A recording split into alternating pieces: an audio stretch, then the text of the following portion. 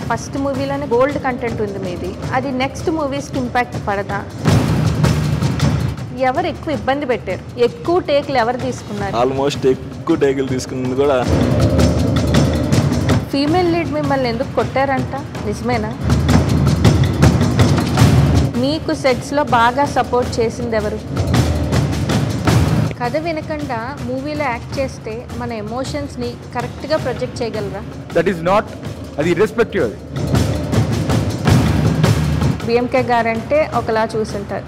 So బోల్డ్ content ఉన్న సినిమాలో act చేయడం అంటే ఇక్కడ ఎముకలు ఒక బుర్రి అనేది.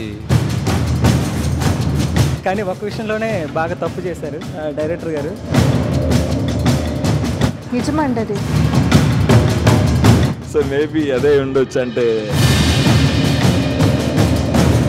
ఏంటి అన్నీ నిజంగానేనా?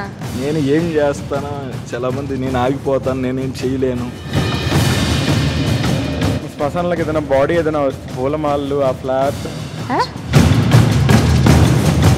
అబ్దుల్ అజీజ్ గారు ఏంటంటే నిద్రపోతున్నారేంటి? గూడు ఉంటుంది కదా, తొలగిపోయింది. అప్పుడే పుష్ప సినిమా వచ్చిందనమాట. ఏంటన్నా ఈ టైంలో ఇమిటేషన్ చేస్తున్నాను, కోప్పడ్డా నేను. నా లేదన్న చెయ్యి జారిపోయిందని చెప్పాడు. ఇంకోసారి ఫేక్ కిక్ కళ్ళలో పడిపోయింది. ఫీలింగ్ చెప్పండి. గల్లీ గ్యాంగ్స్టర్స్ చాలా రోజుల నుంచి ఒక బ్రేక్ కోసం ఎదురు చూస్తున్నారు మీరు.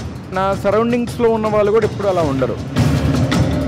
ఆ ఇన్సెక్ట్స్, అలర్జీస్ రావడం కాళ్ళకి, మోకాళ్ళ దగ్గర నుంచి అంతా కూడా నాకు అవసరమా ఇదంతా? ఇది ఇలా కథమఫ్లియా నాకెందుకు అనిపించింది. ఈ సినిమా మీకు ఎలాంటి బ్రేక్ ఇస్తుంది అనుకుంటున్నారు? మాకు బ్రేకులు ఎన్ని పడ్డా, ఎంతమంది మాకు బ్రేకులు వేసినా, మాకు వచ్చే ఆ సోకాల్డ్ బ్రేక్ కోసం మేము బ్రేక్ అవ్వకుండా ముందుకు వెళ్తూనే ఉంటాం.